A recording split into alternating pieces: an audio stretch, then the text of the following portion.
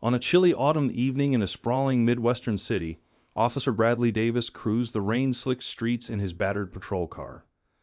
The neon glow from flickering streetlights merged with the glistening wet pavement, and the steady drizzle created an almost hypnotic rhythm in the background.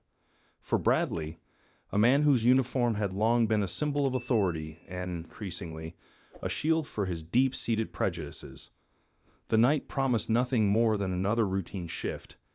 Yet fate had different plans. As he drove along a quiet stretch near the city's industrial outskirts, his trained eyes caught a glimpse of a dark sedan idling near a poorly lit intersection. Its taillights shone dimly through the rain, and though nothing appeared overtly wrong, something about its deliberate stillness ignited a familiar, bitter suspicion in Bradley's mind. Over the years, he had come to believe that every deviation, every subtle detail, signaled trouble, especially when it involved a black driver. In his mind, such vehicles were never innocent. Without hesitation, Bradley flipped on his patrol lights and activated the siren. The sedan pulled over smoothly, almost too obediently, as if it were expecting the confrontation. Bradley parked his cruiser a few car lengths behind the vehicle and strode toward it, his boots slapping against the wet pavement. Every step felt heavy with a mix of self-importance and underlying hostility. "Good evening," Bradley barked as he knocked roughly on the driver's window. With a soft hiss, the glass rolled down to reveal a middle-aged black man with calm, dignified features and eyes that betrayed no hint of fear. Instead, they shone with quiet determination and an air of unspoken resilience. "Evening, officer," the man replied in a steady, measured tone. His voice held no tremor of anxiety, only a polite reserve that Bradley misinterpreted as insolence. Bradley's eyes narrowed as he demanded license, registration, and proof of insurance. With deliberate slowness, the man, introducing himself as Marcus Reed, retrieved the requested documents from a worn leather folder resting on his lap. As Bradley rifled through them with a sneer, his mind churned with judgmental assumptions. Marcus' calm compliance, his subtle, respectful demeanor, infuriated him even more. In Bradley's eyes, the very act of maintaining composure in such circumstances was a silent challenge to his authority. "Do you know why I pulled you over?" Bradley asked, his tone laced with barely concealed contempt. "Your headlights aren't working properly. A safety hazard, plain and simple." Marcus offered a slight, almost apologetic smile. "I've been meaning to get them fixed, officer. I appreciate your concern." His reply was soft and non-confrontational, a measured explanation that did nothing to satisfy Bradley's brewing anger. "Excuses don't cut it," Bradley snapped, his eyes flicking over Marcus's features as if searching for a sign of guilt. "Driving with defective lights is against the law, and I'm not here to debate that." A heavy silence settled between them as the rain intensified, each droplet amplifying the tension. Marcus' eyes remained locked on Bradley's, calm and unwavering, while Bradley's inner turmoil grew with every second. Deep inside, Bradley was fueled by long-held prejudices, a toxic brew that made him suspect guilt in every unassuming detail. After a prolonged moment of stifled hostility, Bradley leaned in. "Where are you headed tonight?" he demanded abruptly, as if proximity might force an answer. Marcus replied evenly, "I'm on my way home, officer." His tone was neutral, but carried an air of quiet authority that Bradley found disconcerting. "I live just a few blocks away." Bradley's mind raced with baseless assumptions. There was something about Marcus's measured cadence and calm that sparked an irrational suspicion, a belief that this encounter was more than a simple traffic violation. His instincts, warped by bias, convinced him that Marcus was hiding something. "Step out of the vehicle," Bradley ordered sharply, his voice carrying the weight of a man determined to assert his authority. The request, delivered with an air of entitlement, hung in the rain-soaked air as Marcus hesitated just a fraction before complying. With deliberate calm, Marcus stepped out into the chill night, his posture upright and his gaze steady, as if he were fully aware that something deeper was unfolding. As Bradley moved to inspect the car, he couldn't help but notice the quiet dignity with which Marcus conducted himself, a demeanor that challenged every unspoken rule Bradley believed in. The scene, drenched in the patter of rain and the cold glare of streetlights, set the stage for an unfolding drama that would soon expose the very corruption Bradley had long hidden behind his badge. Minutes passed like hours under the heavy rain, and Bradley's irritation festered into outright aggression. What had begun as a simple traffic stop was rapidly morphing into a personal contest of wills, a contest where Bradley was determined to prove his supremacy, no matter the cost. "Why are you so calm about this?"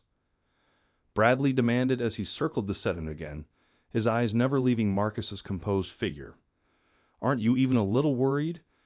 Don't you realize you're breaking the law by driving with a faulty light?" Marcus met his inquiry with an unruffled gaze. "Officer, I have explained my situation. I'm aware of the violation and will have it corrected promptly," he responded, his tone respectful yet assertive.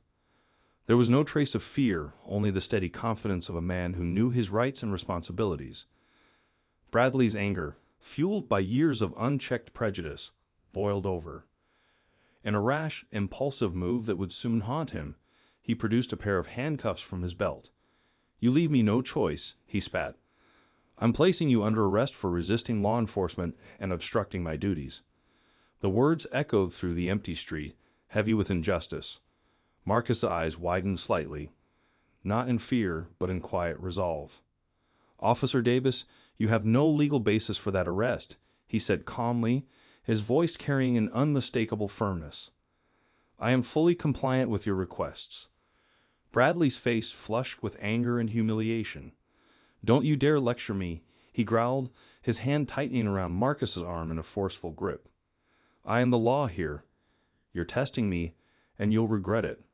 For a long, agonizing moment, the only sound was the relentless drumming of rain and the quiet hum of distant traffic. Marcus's calm presence only seemed to infuriate Bradley further, who was convinced that his authority was being openly challenged. In his warped view, Marcus' composure was an act of defiance, a dangerous affront to the order Bradley believed he was sworn to uphold. "Officer, please let go of my arm," Marcus requested firmly, his voice a blend of restraint and underlying warning. "You're overstepping your bounds." "Overstepping? I'm simply enforcing the law," Bradley retorted, his tone rising as his grip tightened. The situation teetered on the brink of violence, a powder keg waiting for a spark. Suddenly, the static of Bradley's radio interrupted the tense standoff. "Unit Davis, confirm the suspect's identification," the dispatcher's voice demanded. Bradley's pulse quickened as he fumbled for an answer, his anger momentarily interrupted by the call of duty. Before he could respond, Marcus interjected softly but clearly, "My name is Marcus Reed, officer. I trust you have my documents already."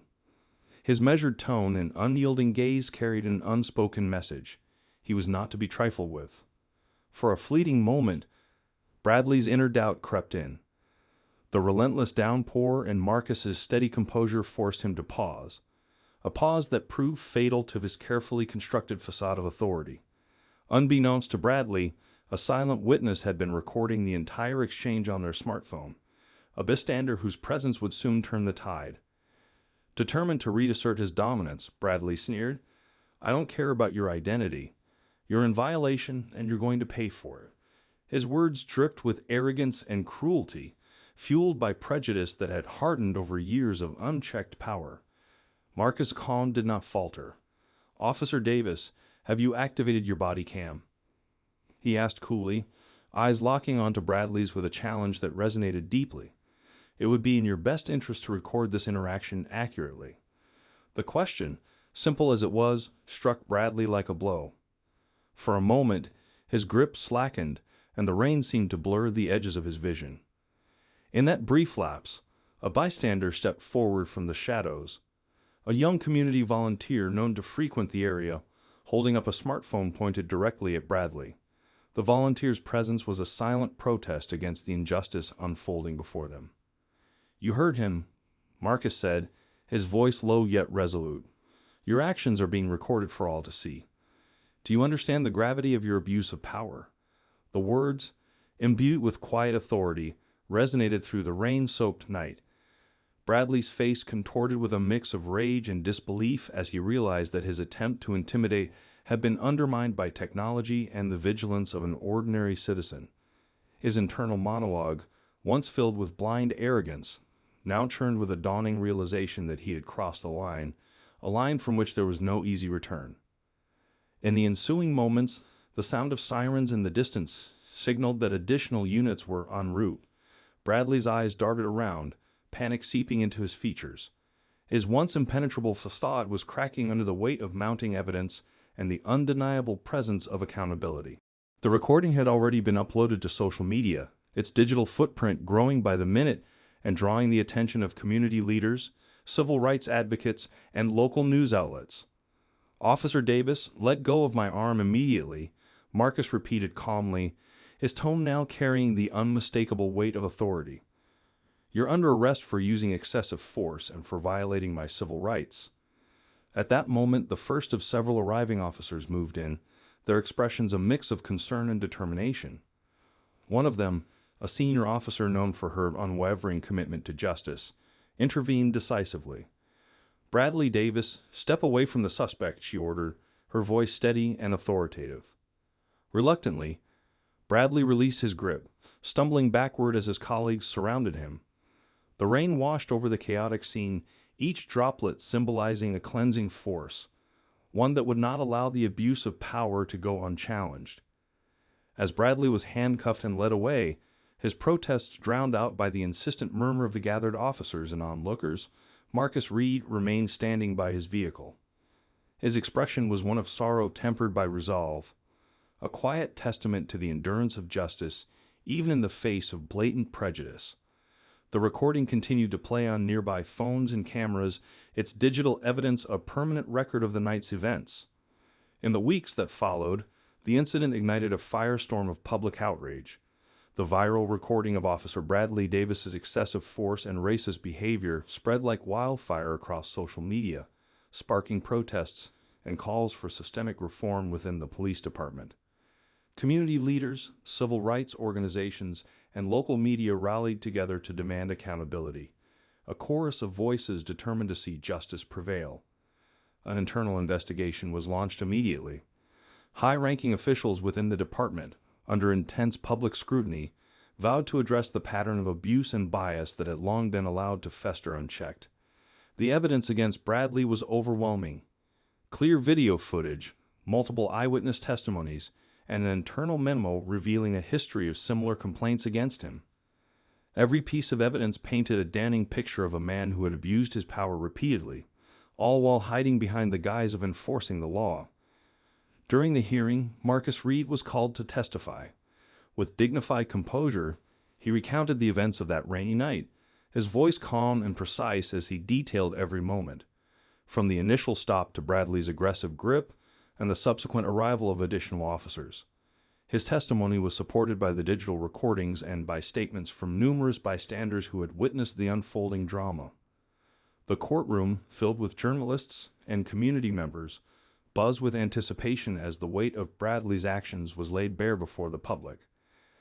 Bradley Davis, once convinced of his invulnerability, now found himself facing a barrage of evidence and the unyielding scrutiny of the law. In his defense, he attempted to justify his actions as necessary to maintain order, a feeble argument that crumbled under the relentless facts presented by the prosecution. The internal investigation report, compiled by a team of senior officers committed to transparency, revealed that Bradley had not only violated department protocols, but had a documented history of racially motivated incidents. His superiors had been aware of his behavior for years, yet his actions had been repeatedly excused as isolated incidents. As the trial unfolded, the atmosphere in the courtroom grew increasingly somber. The jury, composed of citizens determined to send a message against systemic injustice, listened intently as witnesses described the chilling details of Bradley's abuse of power. Marcus Reed's testimony was particularly impactful. His calm demeanor and measured words underscored the stark contrast between a man who had lived a life of dignity and an officer who had allowed his prejudice to guide his actions. When the verdict was finally delivered, the tension in the courtroom was palpable. The jury found Bradley Davis guilty on multiple counts: assault, excessive use of force, and violations of civil rights. The judge, in a stern and measured tone, condemned the abuse of power that had led to so much harm. "Today, justice has been served," the judge declared. "Your actions were not only a betrayal of the trust placed in you, but a stain upon the very ideals of our justice system. You are hereby sentenced to serve a substantial term in prison, a punishment that reflects the gravity of your crimes." As Bradley was led away in handcuffs, his once ardent defiance had crumbled into silence. The courtroom, filled with victims, activists, and ordinary citizens, erupted in a mixture of relief and cautious hope. For many, this verdict was a long overdue moment of reckoning, a powerful reminder that no one, not even a decorated officer, was above the law. Outside the courthouse, under a sky clearing after weeks of oppressive rain, Marcus Reed addressed a small crowd of supporters. His voice was steady and resolute as he said, "Today, we witness that justice is not blind. It sees all. A badge does not make one invincible. It makes one accountable. Let this be a reminder that our community will always stand against abuse of power." The words resonated deeply, echoing through the hearts of those who had long demanded change. In the months that followed, Bradley Davis' conviction became a landmark case, spurring reforms within the police department and renewing public trust in a system that, while far from perfect, was determined to correct its wrongs. For Marcus Reed, the encounter that fateful night had been a painful reminder of the challenges that lay ahead in the fight for justice. Yet his unwavering composure and commitment to accountability had helped turn the tide. And as he watched the news reports and read the headlines proclaiming the fall of a corrupt officer, he knew that every sacrifice, every moment of courage was a step toward a more just and equitable future. In the end, Bradley Davis' shattered badge served as a symbol not only of his own downfall, but of the community's enduring resilience, a testament to the idea that when power is abused, it will always be met with the force of justice. The rain-soaked night that had begun with routine suspicion ended with a resounding verdict. No one was above accountability, and even the most deeply ingrained prejudice could be brought to its knees by the unyielding pursuit of truth.